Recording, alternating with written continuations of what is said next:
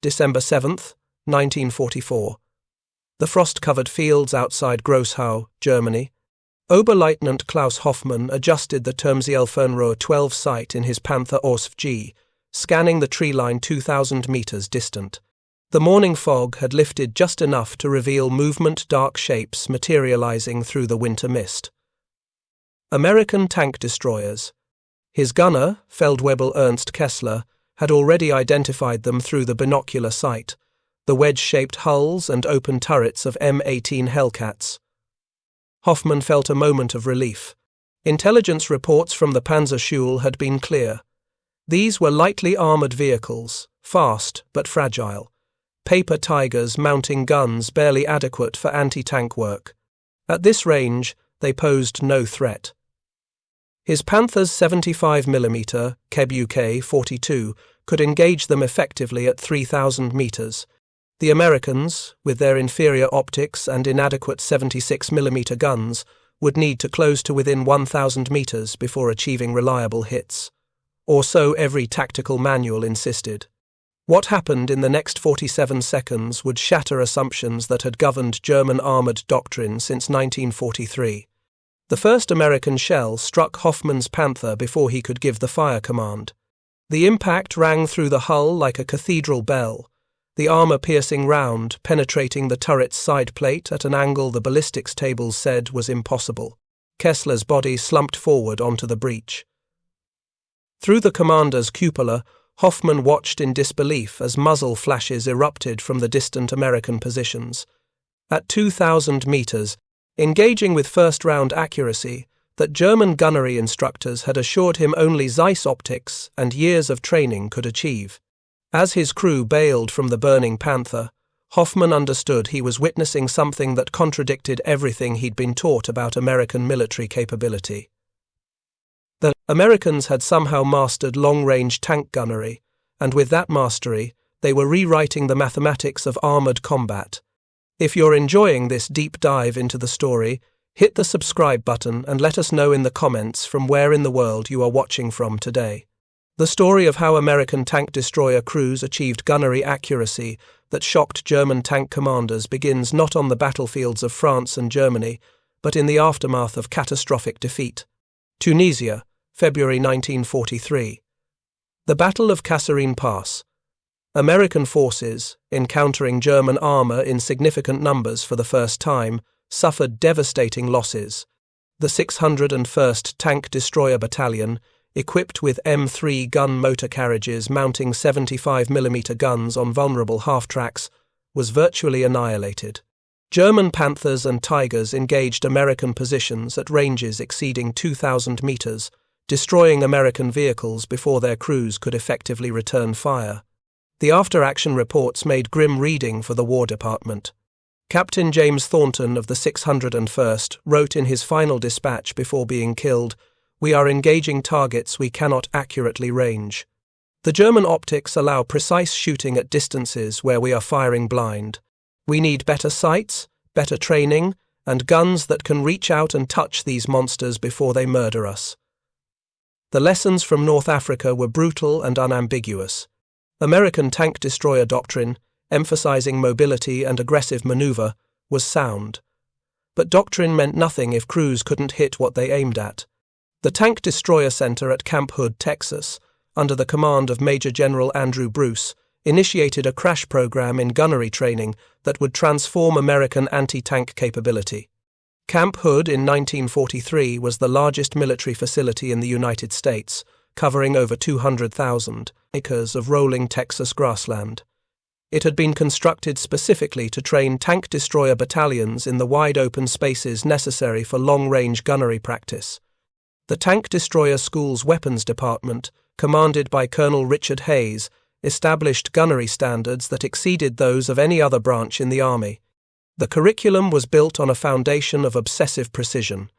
Every gunner candidate spent 6 weeks in classroom instruction, learning the mathematics of ballistics, the physics of armor penetration, and the art of range estimation. They studied German tank silhouettes until they could identify a Panther from a Panzer IV at 3,000 meters. They memorized the armor layouts of every German vehicle, learning where to aim for maximum effect. The practical training was even more rigorous.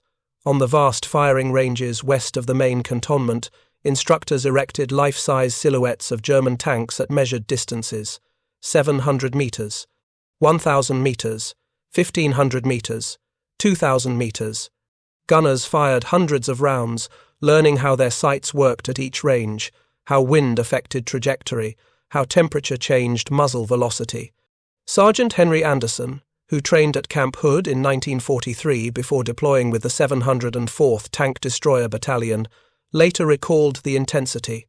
"We fired until our shoulders were bruised from the recoil."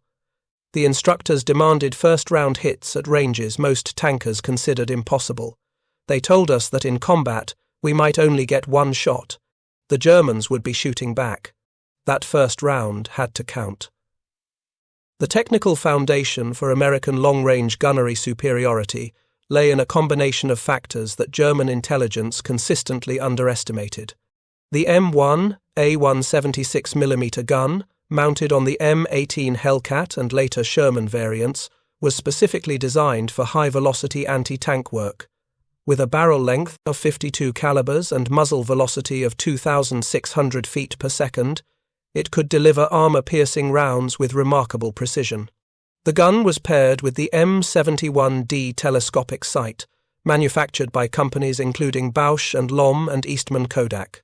While German Zeiss optics had a well-deserved reputation for optical quality, American manufacturers had made remarkable progress. The M71D provided clear target acquisition and ranging capabilities out to 3,000 meters.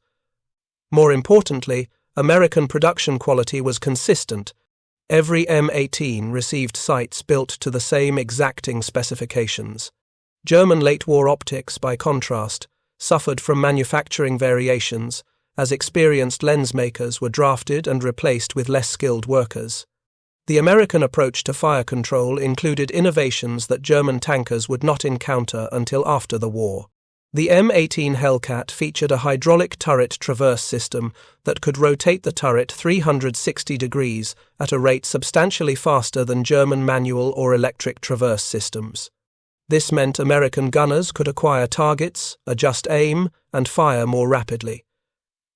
The difference of a few seconds could mean the difference between hitting or being hit.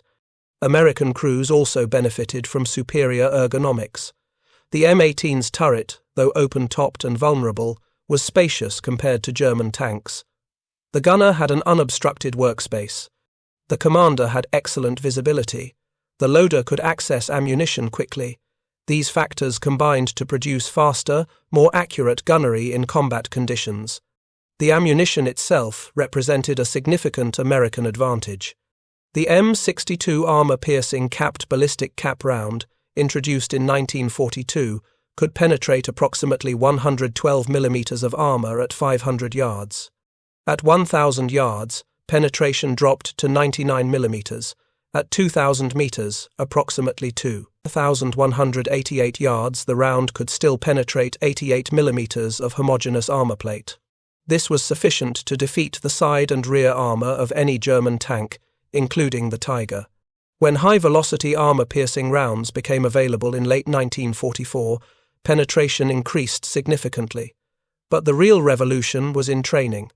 Camp Hood's gunnery program emphasized what instructors called precision ambush tactics. Tank destroyer crews learned to occupy concealed positions with clear fields of fire at ranges between 1,500 and 2,500 meters. They practiced range estimation using stadimetric techniques, measuring the apparent height of enemy vehicles through their sights and calculating distance. They learned to account for terrain effects, atmospheric conditions, and the ballistic peculiarities of their weapons. Most importantly, they learned patience. German armor doctrine emphasized aggressive maneuver and shock action. American tank destroyer doctrine emphasized careful positioning and disciplined fire control. An M18 crew would move into position, carefully camouflage their vehicle, and wait. When German armor appeared, they would allow it to enter the kill zone. The commander would range the target. The gunner would aim for the vulnerable points: turret sides, hull flanks, engine compartments. Only when conditions were perfect would they fire. The contrast with German training became stark by late 1944. The Wehrmacht, bleeding experienced tankers on the Eastern Front, was rushing crews through abbreviated training programs. Panther and Tiger commanders often reached the front with only weeks of gunnery instruction. They knew their vehicles were superior in armor and firepower, but they had not developed the patient, precise approach that American crews practiced endlessly. The first large-scale test of American long-range gunnery came during Operation Cobra, the breakout from Normandy in July 1944. The 704th Tank Destroyer Battalion, equipped with M18 Hellcats, was attached to the 3rd Armoured Division during the advance through France. Lieutenant Colonel Hal Patterson, the battalion commander, had trained his crews to the standards he learned at Camp Hood. Every gunner in the battalion could consistently hit man-sized targets at 1,000 meters. On July 28, near the village of Roncy, the 704th encountered elements of the 2nd Panzer Division, attempting to establish a defensive line. The German unit included Panther Ausf A tanks, positioned on a ridgeline approximately 1,800 meters from the American approach route. German doctrine held that Panthers in prepared positions at such range were nearly invulnerable to American tank destroyers. The engagement lasted less than 7 minutes. C Company of the 704th, 12 M18 Hellcats, advanced to a tree line that provided both concealment and clear lines of fire. The company commander, Captain Robert Early, had his crews hold fire while the German tanks settled into their positions. When he gave the order, all 12 Hellcats fired within a 4-second window. Of the 12 rounds fired, 9 achieved penetrating hits. The German Panthers, struck from a range their commanders considered safe, burned before their crews could effectively respond. The survivors withdrew in confusion, unable to comprehend how American vehicles with supposedly inferior guns and optics had achieved such devastating accuracy at long range. After-action interviews with captured German tankers from this engagement revealed a consistent theme. They had been trained that American tank destroyers needed to close to within 1,000 meters for effective fire. The idea that M18s could achieve first-round hits at 1,800 meters contradicted everything in their tactical manuals. Oberfeldwebel, Werner Schmidt, a Panther commander captured after the Roncy engagement, stated during interrogation, "We thought we were safe at that distance. Our intelligence told us the American 76mm could not penetrate our armor beyond 1,000 meters. We were wrong. They hit us on the first salvo, hitting the turret sides and engine compartments. It was precise, professional gunnery. We had underestimated them completely." Similar engagements multiplied as Allied forces pushed through France and into the Low Countries. The mathematical pattern became unmistakable.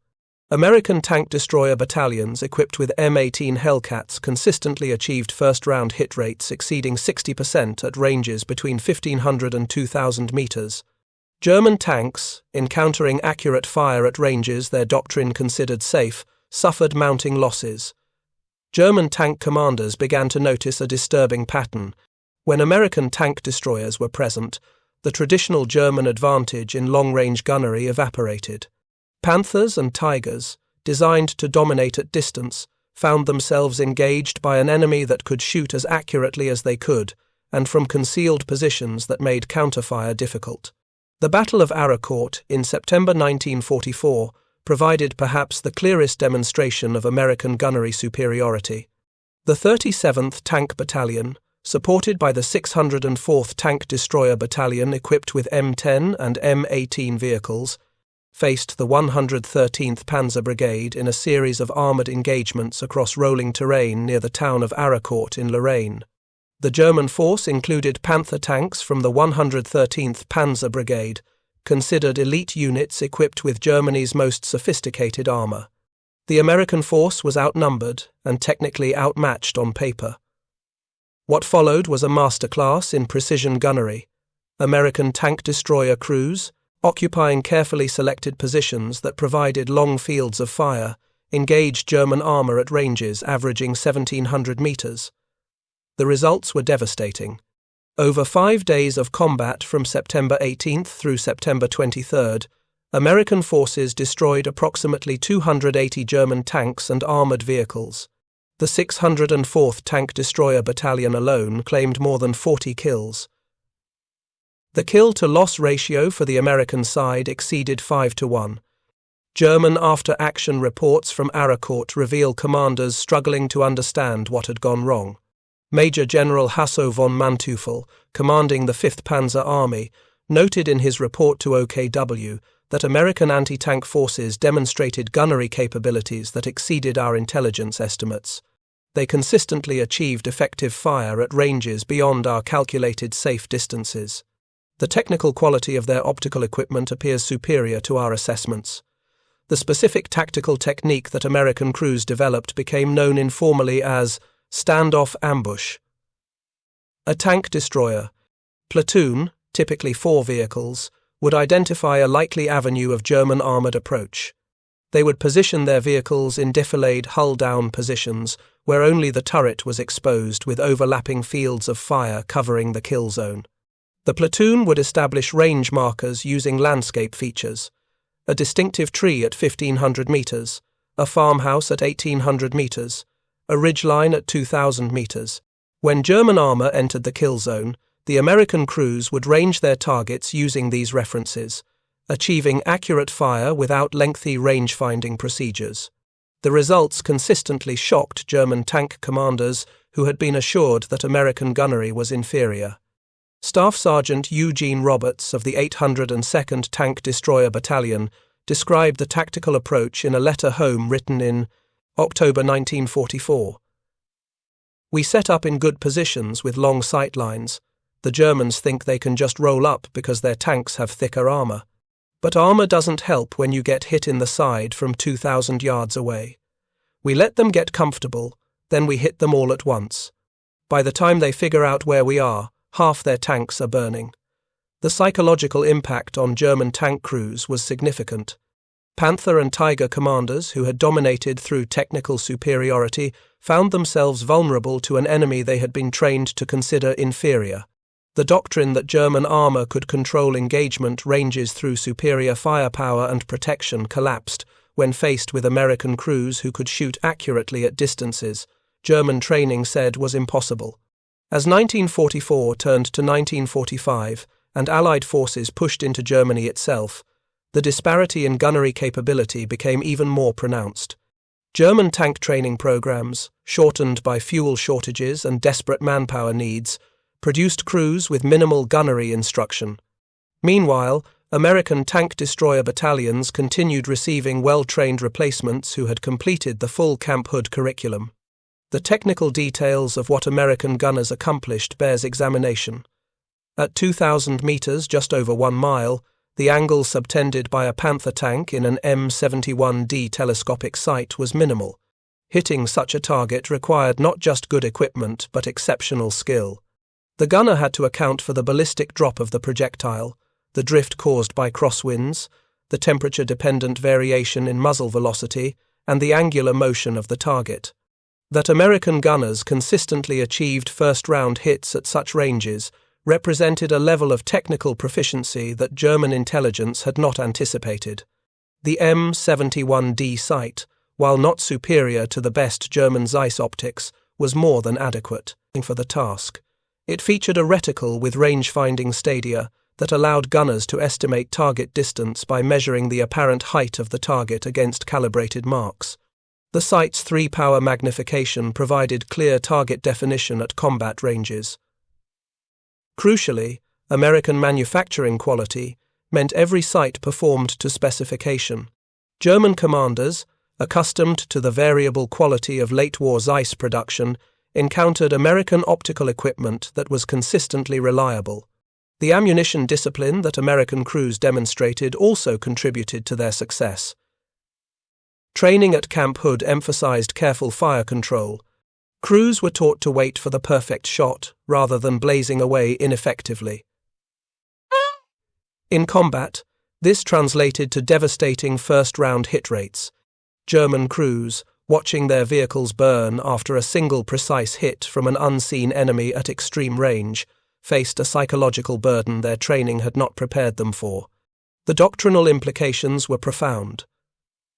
German armor tactics, since the French campaign of 1940, had emphasized aggressive maneuver, shock action, and overwhelming local superiority. These tactics assumed that German tanks could control engagement ranges through superior firepower. When American tank destroyers demonstrated the ability to engage effectively at ranges German doctrine considered safe, the entire tactical calculus changed. Panther commanders who maneuvered aggressively found themselves ambushed by patient American crews willing to wait for the perfect shot. Tiger commanders who relied on their armor for protection discovered that precise hits on vulnerable points negated their protection. The vaunted German armor that had dominated battlefields from Poland to the Caucasus met an enemy that refused to fight on German terms. If you find this story engaging, please take a moment to subscribe and enable notifications. It helps us continue producing in-depth content like this. By December 1944, as German forces launched their final offensive in the Ardennes, American tank destroyer crews had refined their craft to a lethal art. The Battle of the Bulge would provide the ultimate test of American long-range gunnery in desperate defensive combat against Germany's best remaining armored formations. December 19, 1944. The village of Neuville, Belgium. First Lieutenant William Rogers commanded a platoon of M18 Hellcats from the 705th Tank Destroyer Battalion, attached to the 1st Battalion, 506th Parachute Infantry Regiment of the 101st Airborne Division. His position was desperate. German forces had surrounded Neuville during the opening phases of the Ardennes offensive. Through the morning fog, Rogers could hear the distinctive rumble of heavy tracked vehicles, Panthers, possibly Tigers. The lead elements of the 2nd Panzer Division were preparing to assault the American defensive positions. Rogers had positioned his 4 M18s in a semicircle around the northern approach to Neuville, each vehicle in a carefully selected hull-down position. The terrain provided good fields of fire extending to approximately 2,200 meters. The fog was lifting. In minutes, German armor would appear. His gunner, Corporal James Martinez, had already ranged key terrain features using the M71D site, a destroyed farmhouse at 1,600 meters, a stone wall at 1,900 meters, a cluster of trees at 2,100 meters.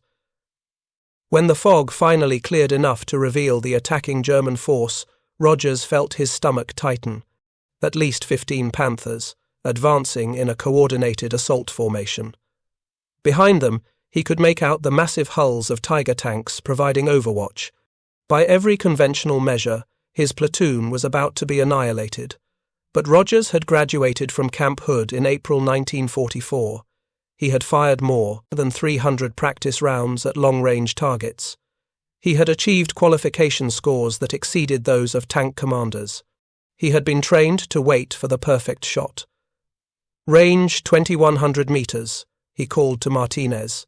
Lead Panther, left side of the formation. Wait for my command.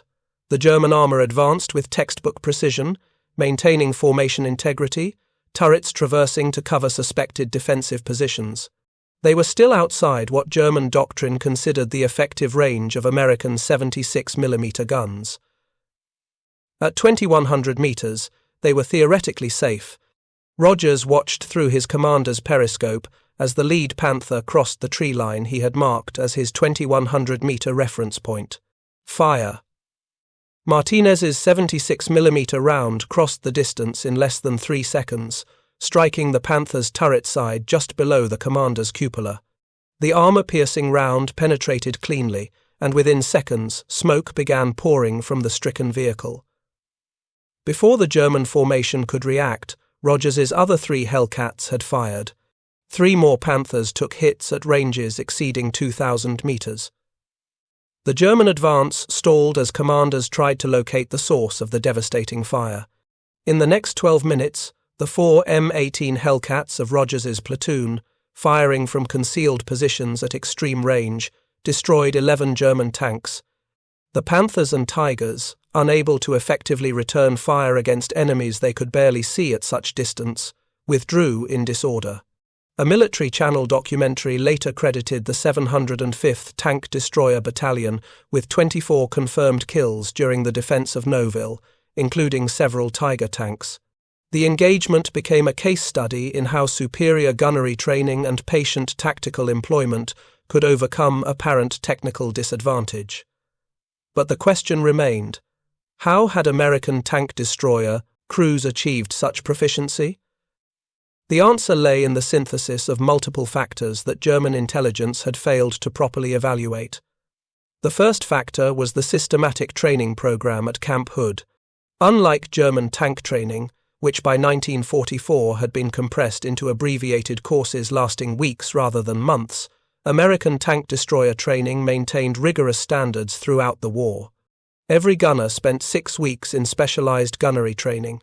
They fired live rounds under conditions simulating combat stress.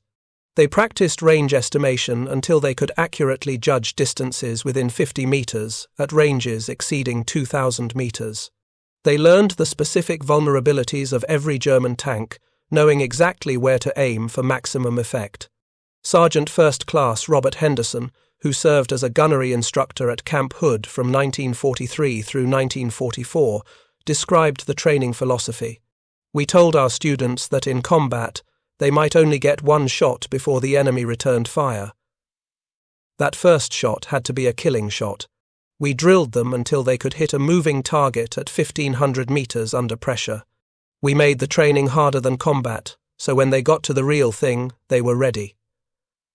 The second factor was the quality of American fire control equipment. The M71D telescopic sight, while not superior to the best German Zeiss optics, was manufactured to consistent standards and paired with weapons that were properly bore-sighted. American quality control procedures ensured that every M18 left the Buick factory with sights properly aligned and calibrated. This consistency meant that gunners could rely on their equipment performing as trained. German late-war production, by contrast, suffered from increasing quality variations. Zeiss optical plants, bombed repeatedly by Allied air forces, struggled to maintain pre-war standards. Skilled optical workers had been drafted and replaced with forced laborers who lacked the expertise to produce precision optics. German tankers frequently received vehicles with sights that were poorly calibrated or that did not match the quality of earlier production. The third factor was ammunition. American production of armor-piercing ammunition maintained consistent quality throughout the war. The M62 APCBC round, and later the M93 HVAP round, performed reliably. German tankers, facing increasing shortages of tungsten and other critical materials, often received ammunition with variable performance characteristics. Armor-piercing rounds that should have penetrated failed due to poor metallurgy or incorrect hardening. The fourth factor, often overlooked, was crew composition and communication. American tank destroyer crews benefited from stable crew assignments. Once a crew trained together, they typically deployed together and remained together throughout their combat service. This created team cohesion that enhanced combat performance. The gunner knew how the commander ranged targets. The loader understood the gunner's rhythm. The driver could anticipate tactical movements. German crews, by late 1944, were frequently reassembled from survivors of destroyed vehicles, with crew members who had never trained together expected to function as a unit in combat. The radio equipment in American vehicles was also superior. Every M18 had a functioning radio with clear communications range. Platoon commanders could coordinate fires, with multiple vehicles engaging the same target simultaneously. German radio equipment, while technically sophisticated, was often unreliable in late-war production and frequently unavailable in sufficient quantities. The tactical doctrine that emerged from these technical and training advantages became known as precision interdiction. American tank destroyer battalions would identify likely German approach routes. They would establish layered defensive positions with interlocking fields of fire. The forward positions would engage at maximum range 1,800 to 2,200 meters. If German armor pressed the attack, they would encounter closer positions at ranges between 1,000 and 1,500 meters. Finally, If German armor penetrated that far, close-range positions at under 1,000 meters would provide a final defensive line. This layered approach maximized the advantage of American long-range gunnery while providing fallback options if the initial engagement failed. German armor, advancing into this kill zone, encountered accurate fire at every range bracket. The psychological effect was devastating. Lieutenant Hans Weber, a Panther commander in the 116th Panzer Division, described his experience in a post-war interview.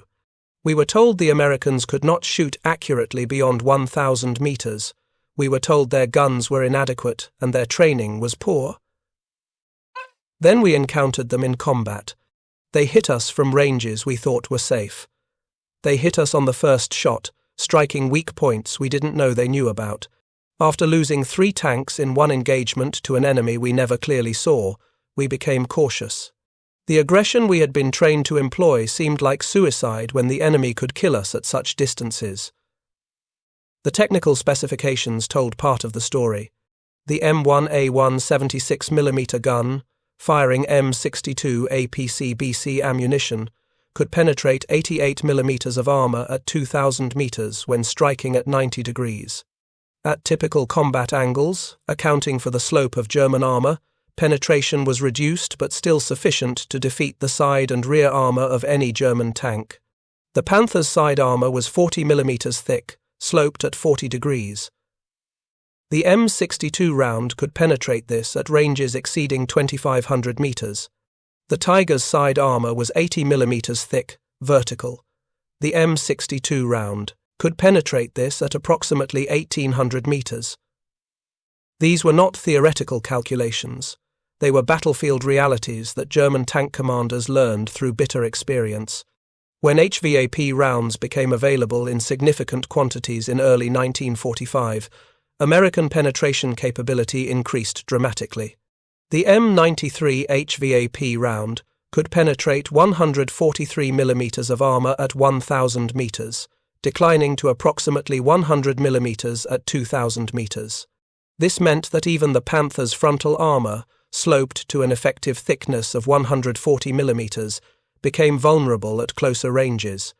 German armor's invulnerability dissolved when confronted with American crews who knew how to employ their weapons effectively. The Battle of the Bulge provided extensive data on American tank destroyer effectiveness. During the 6-week campaign, tank destroyer battalions equipped with M18 Hellcats and M10 Wolverines claimed over 400 German armored vehicles destroyed. The kill-to-loss ratio averaged approximately 2.5 to 1, remarkable given that American forces were often defending against prepared German attacks with numerical superiority. Individual crews achieved extraordinary results. Staff Sergeant Audie Jordan of the 823rd Tank Destroyer Battalion was credited with 14 confirmed kills during the Bulge fighting, all at ranges exceeding 1,500 meters. Technical Sergeant Ralph Miller of the 603rd Tank Destroyer Battalion destroyed 9 Panthers and 2 Tigers in a single engagement near Manhay, engaging targets at ranges between 1,700 and 2,100 meters. These were not exceptional cases. They represented the standard of performance that Camp Hood's training program had instilled in thousands of American tank destroyer crewmen. By January 1945, German armor commanders had adapted their tactics to account for American long-range gunnery capability. They emphasized concealment, used terrain to mask their movements, and avoided exposed approaches where American tank destroyers might establish killing zones. But adaptation came too late. The German armor force, bled white in the Ardennes, lacked the resources to sustain operations. Fuel shortages meant tanks were often abandoned in good mechanical condition. Ammunition shortages meant crews could not practice gunnery. Replacement crews arrived with minimal training, unable to employ their sophisticated vehicles effectively. The technical advantage that had given German armor dominance from 1939 through 1943 had evaporated. American forces, learning from early defeats and investing heavily in training and equipment, had achieved parity and then superiority in the most critical aspect of armored warfare: the ability to hit what you aimed at. As Allied forces crossed the Rhine in March 1945 and pushed into Germany proper, the pattern continued. Tank destroyer battalions spearheaded armoured advances, engaging German armour at long range with devastating accuracy. The 704th Tank Destroyer Battalion, which had demonstrated American long-range gunnery at Runtsee in July 1944, continued its combat service through the end of the war. By VE Day in May 1945, the battalion was credited with over 90 confirmed kills of German armoured vehicles, with a kill-to-loss ratio exceeding 4-1. The 802nd Tank Destroyer Battalion claimed over 80 kills. The 604th Tank Destroyer Battalion exceeded 120 confirmed kills. These statistics represented more than numbers. They represented individual engagements where American crews outshot German crews who were supposed to be superior. The post-war interrogation of German tank commanders provided valuable insights into their perspective. Oberst Hans von Luck, a decorated panzer commander who fought on both the eastern and western fronts, commented in his memoir that American tank destroyer crews demonstrated gunnery skills that rivaled or exceeded our own. They were patient, disciplined, and accurate.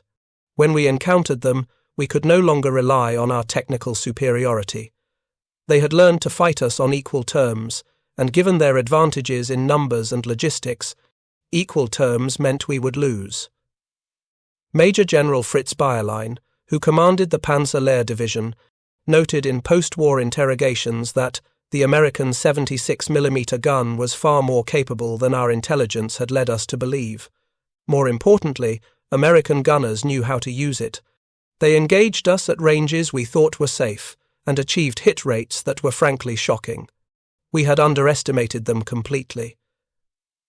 The technical analysis performed by German ordnance experts after examining captured American equipment revealed the magnitude of their miscalculation. German intelligence had assessed the M1A1 76mm gun as adequate but not exceptional.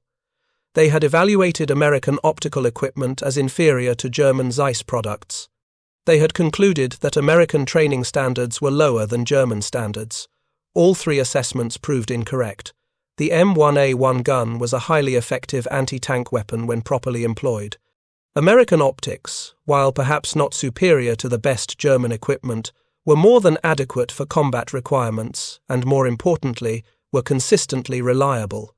American training, far from being inferior, had actually exceeded German standards by late 1944, when German training programs had been abbreviated by necessity, while American programs maintained their rigor.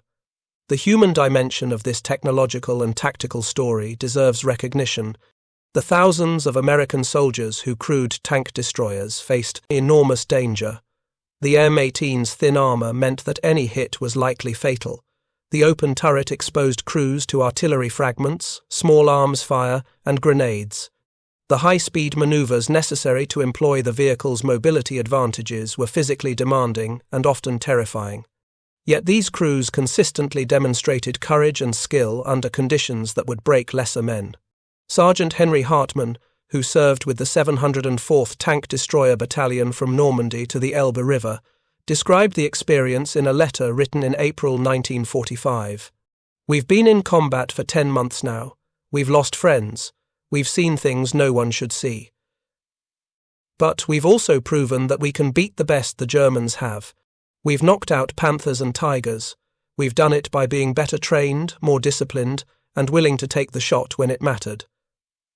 The Hellcat is thin-skinned and vulnerable, but in the hands of a good crew, it's a killing machine." The statistical summary of American tank destroyer performance in the European theatre reveals the magnitude of their achievement.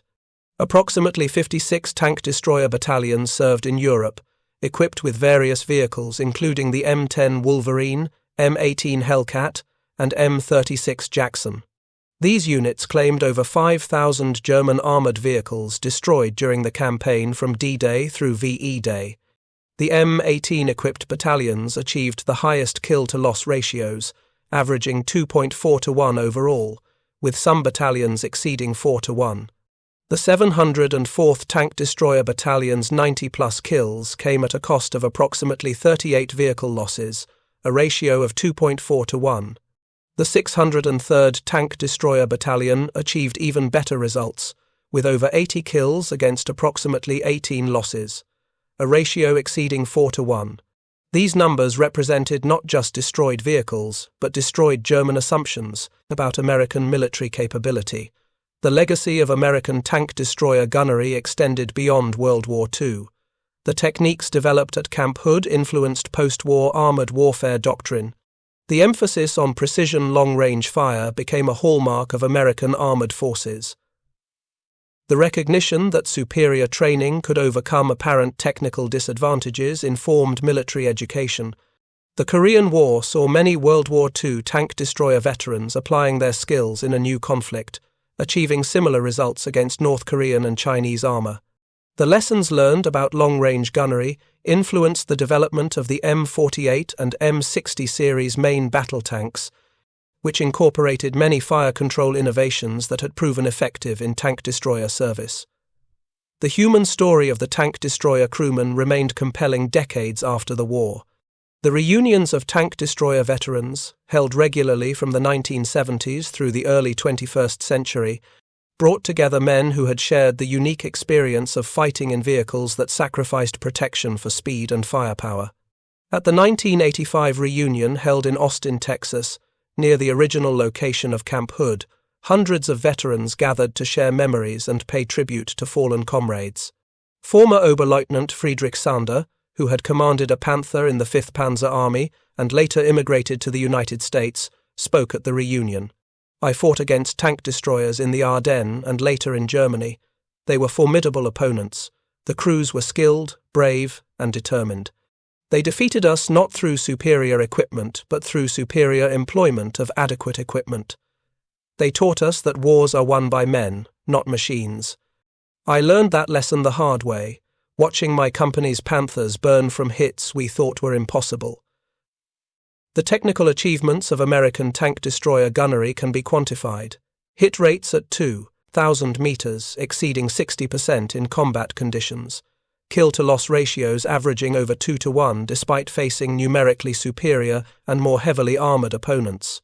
Confirmed kills exceeding 5,000 German armored vehicles across all tank destroyer battalions in Europe. These numbers tell a story of technical proficiency and tactical excellence, but the deeper story is one of transformation. The American army that was devastated at Kasserine Pass in February 1943 learned from defeat. It invested in training, refined its tactics, and developed crews capable of matching and exceeding their opponent's skills. By December 1944, American tank destroyer crews could engage German armor at ranges that German commanders considered safe and achieve first-round kills with consistency that shocked German veterans. The mythology of German technical superiority, cultivated through years of panzer victories, shattered against the reality of American crews who could shoot straight at 2,000 yards. The aftermath of the war saw many German tank commanders struggling to reconcile their experiences with their pre-war assumptions. They had been taught that German engineering, German training, and German tactical doctrine were superior. They had witnessed German armor dominate battlefields across Europe and into the Soviet Union. Then they encountered American tank destroyer crews who demonstrated that determination, training, and tactical patience could overcome apparent technical disadvantages. General-Leutnant Hasso von Manteuffel, in his post-war memoirs, wrote extensively about the American tank destroyer force. They were not the technically superior force. Our Panthers had better armor. Our optics were excellent. Our crews were experienced. But the Americans had something we lacked by 1944. They had consistent, high-quality training. They had reliable equipment that performed to specification. They had ammunition that worked. And most importantly, they had learned how to fight us effectively. They refused to accept the terms of battle we tried to impose. They engaged at ranges where we thought we were safe. They hit targets we didn't think they could see. They won through skill and determination, not through superior technology.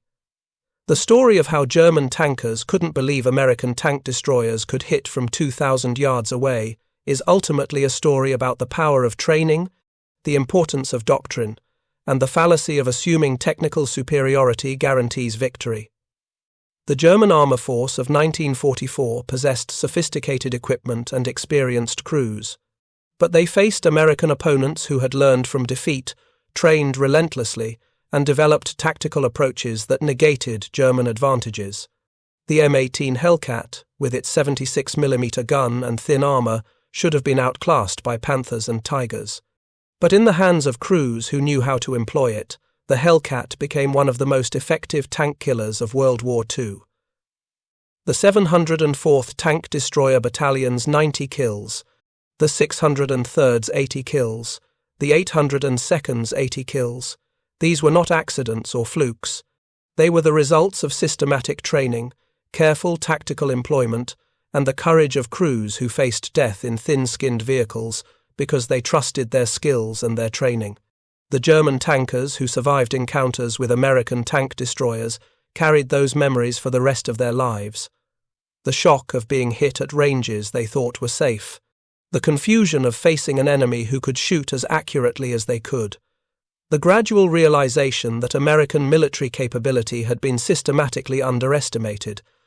These experiences shaped their understanding of armored warfare and influenced their contributions to NATO armored doctrine in the decades after the war. The American tank destroyer crewmen who achieved these results also carried their experiences forward. Many became instructors in post-war armored schools, passing on the lessons they had learned in combat. Others returned to civilian life but maintained connections through veteran organizations. All shared the knowledge that they had accomplished something remarkable. They had defeated technically superior opponents through superior training and tactical skill. The M18 Hellcat, fast and fragile, became a symbol of American military capability. It represented the transformation of the U.S. Army, from the force that was mauled at Kasserine to the force that helped defeat Nazi Germany. It demonstrated that speed, accuracy, and proper tactical employment could overcome armor and firepower. It proved that training mattered more than technology when both sides possessed adequate equipment. As the last M18 Hellcats retired from active service in the 1950s, they left behind a legacy that influenced armored warfare for decades.